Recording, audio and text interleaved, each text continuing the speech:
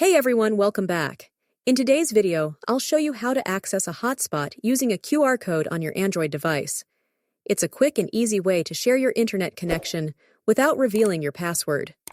So let's dive right in. First, open the Settings app on your Android device.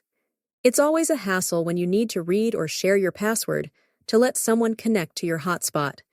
But today, we'll show you how to skip that hassle using a QR code. In the Settings menu, scroll down until you find the Connections option and tap on it. Once inside, the first thing you need to do is activate your hotspot by switching it on and tap to open. And tap on the QR code option. Find the Share QR code option and click on it. Your Android device will generate a QR code that contains all the necessary details for connecting to your hotspot.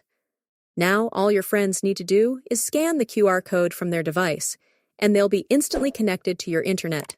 And there you have it. It's a secure and convenient way to let others connect without giving away your password. If this guide helped you out, make sure to give it a thumbs up, and don't forget to subscribe for more tech tips and tutorials. Thanks for watching, and stay connected. See you in the next video.